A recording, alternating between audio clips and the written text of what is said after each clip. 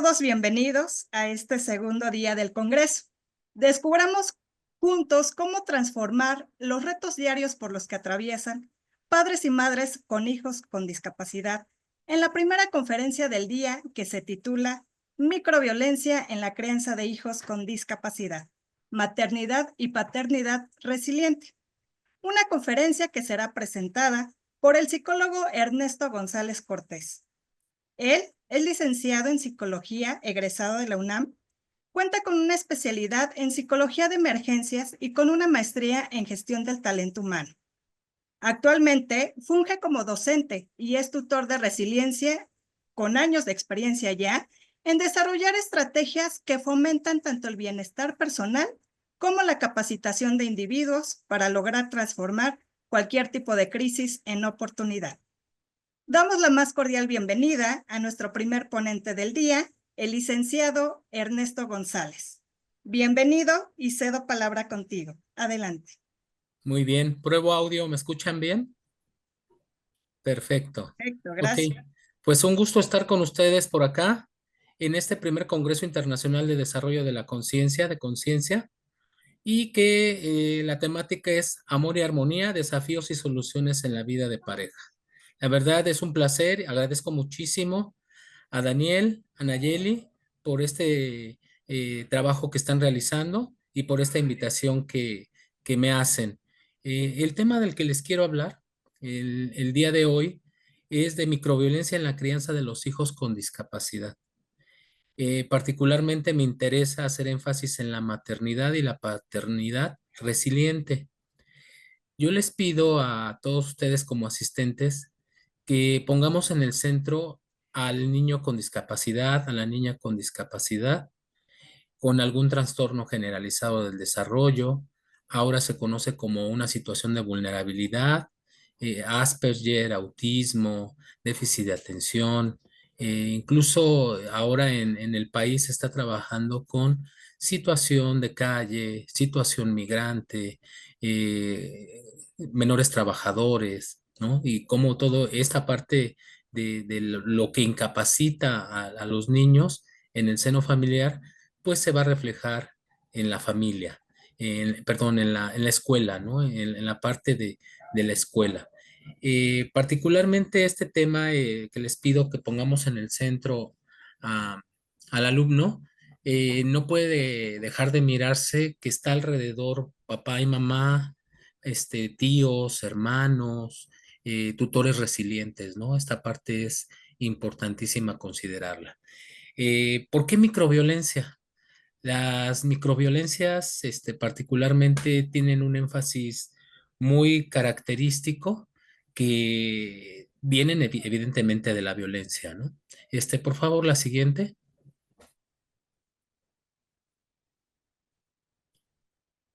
Aquí, en la tipología de la microviolencia, compartirles particularmente que la violencia tiene una tipología muy característica, muy, concreta, pero que ha ido avanzando a lo largo de los últimos años. Y la que se hacía énfasis era en la violencia física, es la que más se visualizaba, se sentía, se percibía, ¿no? Evidentemente ha ido avanzando esta situación en la parte de reconocer una tipología que favorezca su abordaje. La psicológica ha sido reconocida recientemente, hablemos de 35 o 40 años, por eso me refiero recientemente en ese sentido, y la simbólica, ¿no? La simbólica trae un contenido fuertísimo en la parte psicológica y emocional, ¿no? Eh, Desafortunadamente la que se ve es la física y la psicológica, ¿no? Son las que se ven ahora más. En ese sentido, quiero compartirles que estas microviolencias, en el caso de las personas o de los niñas, jóvenes con discapacidad, que son sujetos de derechos, esa parte es importantísima. Quiero compartirles eso, que cuando lo platiquemos el día de hoy, si no dejemos de perder de vista que son sujetos de derechos, ¿no? Y hay convenciones internacionales, hay legislación ya mexicana muy fuerte. Como referente, el más fuerte es la Ley General para la Protección de Niños, Niñas y Adolescentes y Jóvenes, que es una ley suprema por encima de cualquier otra ley. Es más o menos de 2015 para que si en algún momento la quieren revisar, muy interesante porque no solo es en el ámbito educativo, es en el ámbito de salud, de techo, de derecho a una casa, derecho a un trabajo, ¿vale?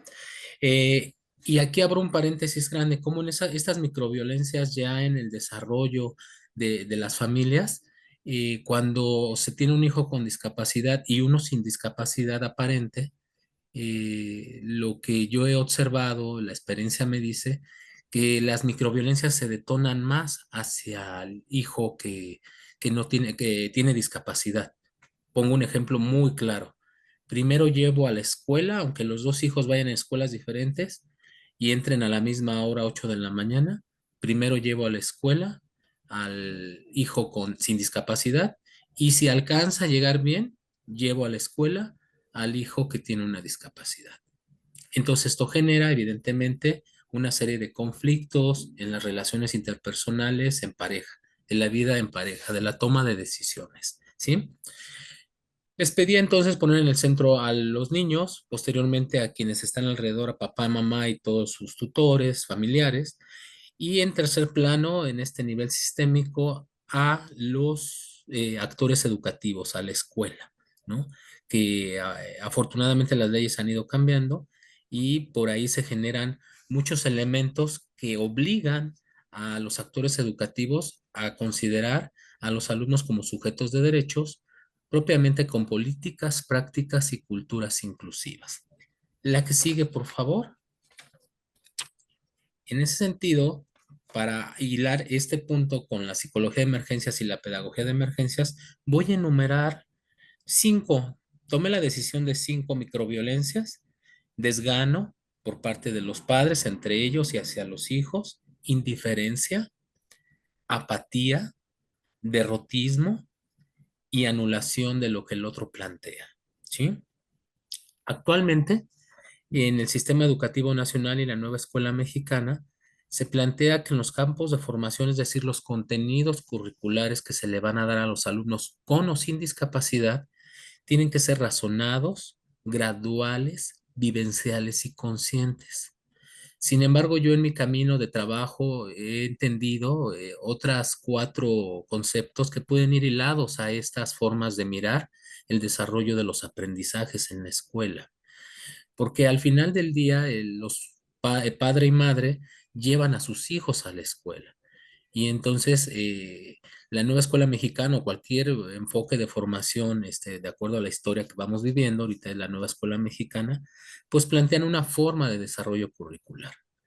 Y entonces yo considero particularmente, insisto, con la experiencia que tengo, que estos aprendizajes razonados, graduales, vivenciales y conscientes tienen que ser con otras 4 frases: firmes, amorosos, cálidos y gentiles. Entonces les pido que también ese elemento lo consideren importante, ¿sí? Eh, Aunado a esto, también un poco contextualizando, hay otro elemento que me gustaría compartirles.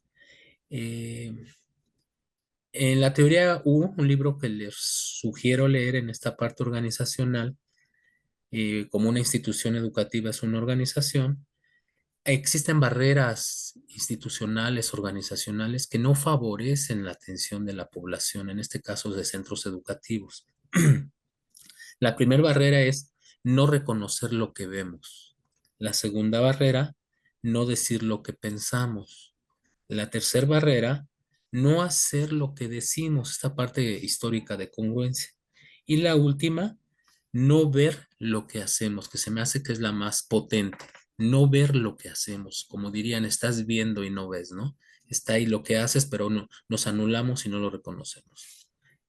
Ahora sí me centro ya en esta parte de la psicología de emergencias a la pedagogía de emergencias. ¿Por qué? Porque la experiencia nos dice que cuando los padres no se logran poner de acuerdo por estas microviolencias que emergen en el seno familiar y también en la parte cotidiana, laboral, cada uno se va a su trabajo y son víctimas de microviolencias. Y esas microviolencias se reproducen en el seno de la familia, en la cuestión de parentalidad, en el asunto de la crianza de los hijos. Lo que yo he encontrado y que nos ha ayudado en el trabajo cotidiano es que sí es necesario tener un referente de psicología de emergencias para poder abordar a estas familias que llegan enojadas, que llegan molestas, que llegan inconformes. Sí hay elementos de la psicología de emergencias, por ejemplo, la contención emocional, que es una estrategia de primeros auxilios psicológicos que ayudan a dar una intervención precisa. La forma como yo la abordo y como la difundo con mis compañeros trabajadores es con la técnica de las tres preguntas. Esta técnica de las tres preguntas es importantísimo reconocerla del profesor Montoya, Jorge Montoya, uno de los pioneros de la resiliencia en México. Él habla de la primera pregunta es, eh, ¿qué sucedió? Entonces, cuando yo me encuentro con padres que vienen activados con esta microviolencia, hay que buscar que el padre nos platique qué está pasando, la madre, qué está pasando. Segundo momento o segunda pregunta, ¿cómo estás? Y aquí se conecta con el componente emocional, afectivo. Y la tercera y la más importante, después de que permitimos la escucha, la atención plena, sí es necesaria la tercera pregunta, regresarle a los padres, ¿qué vas a hacer ahora? ¿No? Evidentemente, y posiblemente no se logre en un primer momento, y entonces por eso es importantísima la psicología de emergencias en esta parte de derivar a una cuestión de intervención en crisis, a una terapia multimodal para crisis, ¿no? ¿Por qué pongo de la psicología de emergencias a la pedagogía de la emergencia? La crisis de los sismos de 2017 nos trajo una pedagogía de la emergencia en México. Se aceptó que era necesario el abordaje de cuando rebasa nuestras capacidades una emergencia psicológica, entender que se tiene que trabajar de otra manera, ¿no? ¿Sale? Ok, la siguiente, por favor. Ya les platicaba un poquito de qué es la contención emocional, un proceso de ayuda dirigido a las emergencias psicológicas. Y las emergencias psicológicas son eventos circunstanciales o situaciones que de manera abrupta interrumpen la estabilidad de las personas, ¿sí? Entonces, particularmente esta emergencia psicológica eh, está conectada con una crisis de desarrollo, una cuestión de desarrollo que va a lo largo de la vida o una que es circunstancial. La que sigue, por favor. Nos habla de algunos pasos para la contención emocional. Esto es retomado de Slyq 2005, que se ha ido actualizando su bibliografía. Es un manual bastante interesante. Analizar la situación, permitir la expresión emocional, establecer medidas restrictivas en el marco terapéutico, en este caso más pedagógico, buscar la estabilidad individual y canalizar al individuo y a los apoyos. La que sigue, por favor. Intervención en crisis es una técnica que favorece la noción de crisis, que es un estado temporal de trastorno y desorganización que se caracteriza por una incapacidad por parte del individuo, es decir, en términos concretos para avanzar en la parte de los tiempos. Cuando alguien está en una crisis es cuando sus habilidades o estrategias de afrontamiento se ven rebasadas por la situación, que tiene que ver con parentalidad resiliente, con microviolencias, muchísimo, muchísimo. Los padres, cuando llegan enojados a la escuela por una situación que se detonó por su historia de vida, evidentemente quien termina pagando los platos rotos es el más vulnerable. Y en este caso, las personas con discapacidad sí se sitúan en una situación de vulnerabilidad.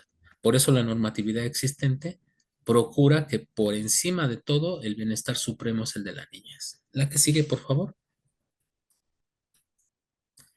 Luego entonces, conectándolo ya con el tema que a mí particularmente me ha ayudado, me ha funcionado mucho, que es la resiliencia. Vamos a decir concretamente y de manera muy conceptual, ¿qué es la resiliencia? La que sigue, por favor, Nayeli. ¿Qué es la resiliencia? Se utiliza para definir cierto conjunto de cualidades que favorece un proceso de adaptación creativa y de transformación a pesar de los riesgos y de la adversidad. La que sigue, por favor. Continuamos. Una capacidad de triunfar, de vivir, de desarrollarse positiva y socialmente aceptable a pesar del estrés, bueno o malo, o de una adversidad que implica normalmente el grave riesgo de un resultado negativo. La que sigue, por favor. Aquí es donde entra este término, acuñado también por el psicólogo Abel Lerma, que es la pluscapacidad. Es un concepto que a mí hace como 15 años me llamó mucho la atención en uno de los congresos de resiliencia de este doctor Abel Lerma, que habla de las familias resilientes, cómo es que esta incapacidad, discapacidad que presenta el alumno, el menor, el niño, la niña, el joven, esto que presenta cómo es que la familia cuando logra conectarse de manera resiliente, positiva, creativa, proactiva, hace que la discapacidad se mire más como una pluscapacidad. Un poquito el término como de crisis, mirando a la oportunidad. Yo aquí les sugiero, no nos da tiempo, pero para trabajar familias resilientes, la casita de la resiliencia de Van Stendhal, de Universidad Paris 7, es muy interesante. Ahora se ha hecho adecuaciones, adaptaciones, por ejemplo, para escuelas resilientes, la escuelita resiliente, ¿no? Y particularmente yo lo he trabajado mucho en un primer plano, en dibujo, en un segundo plano, construye tu casa, y en un tercer plano, casitas armables y donde se va trabajando la casita de la resiliencia. Esto con padres es maravilloso, en bastantes talleres a padres que he tenido con mamás, particularmente mamás de hijos con discapacidad. Aquí hay un elemento que voy a regresarme tantito. La mayoría de las veces, cuando hay un hijo con discapacidad, uno de los miembros de la pareja se va y queda uno a cargo de esta persona, del niño con discapacidad. Esa es la realidad. La estadística es muy dura, es muy fuerte. La mayoría de las veces es el padre el que se va. Ya hay recientemente en la experiencia vivida, también se están yendo las mamás y dejan al hijo con discapacidad con los padres. La que sigue, por favor, Nayeli. Luego entonces, vamos con los tiempos, favorecer la resiliencia en los niños. Yo sí creo y estoy seguro de ello, que favorecer la resiliencia en los niños, darles estrategias de afrontamiento, en lugar de mirar las situaciones de riesgo, los factores de riesgo, es darle factores de protección. Esto ayuda bastante, incluso en alumnos con discapacidad o en personas con discapacidad, y también en madres con discapacidad, esto lo vamos a ver más adelante. Por ejemplo, se elabora como un tejido que tiene en cuenta todos los elementos siguientes: los ligados a su desarrollo. También esto, hago otro paréntesis, para poder trabajar con personas con discapacidad y con padres y madres de niños con discapacidad, es necesario tener una noción como profesional de desarrollo humano. No necesariamente desarrollista profesional, pero sí tener una noción de desarrollo humano. Los que provienen del contexto en el que vive, la síntesis de los dos anteriores, la mirada de los demás sobre lo que el niño o la niña vive. La que sigue, por favor. Vamos cerrando. Características de la resiliencia en adultos. Se favorece la comunicación por cualquier medio que sea. Aquí hay otro elemento importante. La mayoría de la población con discapacidad enfrenta barreras para el aprendizaje y la participación en un sentido de un sistema de comunicación. Y esto genera evidentemente microviolencias cuando no se logra un sistema de comunicación efectivo y afectivo. Capacidad de asumir la responsabilidad de la propia vida, es generar niños autónomos, sí, con su discapacidad, y una conciencia libre de la culpabilidad. Esta parte es buscar en la medida de lo posible que lo que sucedió, que esto también es otro elemento, abro otro paréntesis si me da tiempo. Gran parte de los padres en los talleres que hemos desarrollado traen la culpa, traen el duelo de aquello que deseaban tener como un hijo ideal, genial, sano, en los estándares de la normalidad, pero nace con discapacidad. Y ese es otro elemento que se tiene que trabajar muy fuerte con las familias, y en este caso con madre y padre. Convicciones, así es. Sí estoy aquí, desde la resiliencia, ¿qué voy a hacer? Yo estoy aquí, yo puedo, yo quiero, yo debo. Y la compasión es importantísima. El sentido humanista de la resiliencia habla de tener compasión hacia el otro, pero no compasión de misericordia, sino compasión de aceptar que el otro necesita ayuda y yo se la puedo brindar, si es que él me la pide. La que sigue, por favor. Ah, perdón, antes de esa, regálesala, no seas malita. Por favor, Nayeli. Esta me gusta mucho esta frase. Hay dos regalos que debemos dar a nuestros hijos. Uno es raíces y el otro alas. Fíjense, esta frase en personas sin discapacidad suena así como que hasta una utopía, ¿no? Pero en niños con discapacidad, por ahí les recomiendo la película El octavo día, Eugenio, Mi pie izquierdo, sin fin de filmografía muy interesante, porque algo que sucede, y ahora particularmente que se ha detonado, al menos en la Ciudad de México, no sé si a nivel nacional, se está detonando esta parte de qué pasa cuando crece el hijo con discapacidad, ¿no?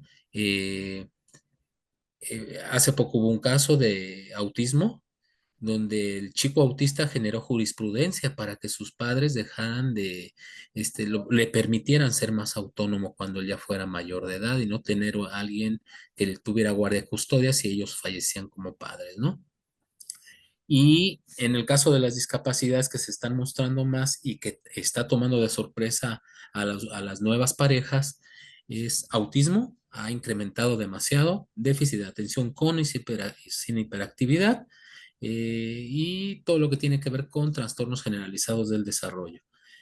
Otra no es discapacidad, se llama aptitudes sobresalientes o capacidades y aptitudes sobresalientes, es decir, niños superdotados, también genera crisis en las familias, porque escuchan por acá que es superdotado, que por acá que ya debería estar en la universidad, no que debería estar en la primaria, no que debería estar en la secundaria, es talentoso, es superdotado, y entonces el único interesado, que en este caso sería el niño, la niña, el joven, es al último que se le pregunta y esto pega en lo psicológico, ¿sí?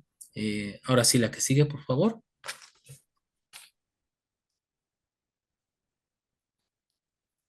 Ok, pues con esto yo concluyo, creo que terminé en tiempecito, ¿sí? Para dar un tiempo para las preguntas. Muchísimas gracias por su atención. Hola, hola, ¿qué tal? Muchísimas gracias, licenciado Ernesto. La verdad, información muy valiosa. La verdad, nos están aquí haciendo algunas preguntas justamente. Adelante. Por aquí tenemos una que dice, ¿cómo puedo reducir esa microviolencia por parte de mi esposo hacia mi hijo? El hijo tiene TDA. Ok, sí, muy concreto. Particularmente, yo lo que siempre recomiendo a los padres cuando ya hay un nivel de confianza, ahorita en la pregunta clara y concreta que me hacen, sí es buscar apoyo. Sí hay que buscar un apoyo de alguien que contenga esas microviolencias, que reeduque que no sucedan esas microviolencias. ¿Por qué? Porque tienen un origen, tienen una historia esas microviolencias, ¿no? Al final del día no nos gusta esta idea de la etiquetación, ¿no? Entonces yo particularmente diría que hay que buscar apoyo psicológico, apoyo pedagógico, acérquense a especialistas en educación especial, hay muchos particulares y en las escuelas de gobierno muy buenos, este, esa sería la primera. Y la otra, pues, así de entrada y a rajatabla, buscar un sistema de comunicación donde haya un, un acuerdo, un gran acuerdo donde se bajen los dos y, como lo dice la película esta de alguien tiene que ceder, entonces ceder tantito y mirar que en realidad a quien lleva las de perder es el hijo, ¿no? Déficit de atención es todo un reto, ¿no? eh, Particularmente sin afán de hacer recomendaciones, acérquense a un nutriólogo para ver qué es lo que está comiendo su hijo, porque si hay alimentos clarísimos que en lugar de ayudar a disminuir la hiperactividad y la cuestión atencional, pues la hacen más fuerte. Perfecto, muchísimas gracias. Tenemos tiempo para una preguntita más. Adelante. Preguntan que habló del término pluscapacidad. ¿Cómo la podría definir? Sí, sí, insistiendo, la pluscapacidad conceptualmente no se puede construir acá en nuestro razonamiento si no pensamos en discapacidad. Desde la resiliencia, hablar de pluscapacidad es cuando la familia de esta persona con discapacidad acepta la discapacidad y potencia las habilidades y destrezas que tienen para su crianza, entonces se convierte en pluscapacidad, no en la persona con discapacidad, sino padres con una pluscapacidad.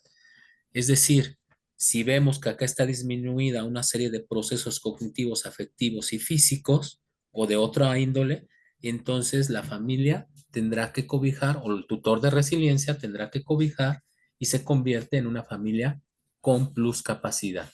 Ayuda al otro. Tutor de resiliencia.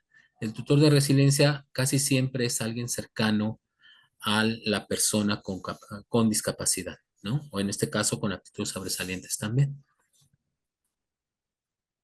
La verdad, sinceramente, es un tema gran, pero de gran valioso, muy interesante. Hay algunos comentarios que tenemos aquí que dicen que son grandes temas. Piden también que si les podemos compartir los títulos de los libros y las películas que acaba de hacer mención. Probablemente nos lo pueda compartir en sus diferentes redes sociales, Sí, con posiblemente para gusto. que ahí lo sigan. Hay quienes dicen, gracias Ernesto, muchas felicidades, gran tema. Sinceramente es una información pues novedosa que difícilmente la llegamos a conocer. Entonces agradecemos todo lo que nos ha compartido, licenciado Ernesto, y si gusta compartirnos aquí, comentarnos cuáles son las redes sociales o a qué correo lo podemos seguir. Sí, particularmente en redes sociales, en Facebook, Ernesto González, en Instagram, Ernesto González también, por favor.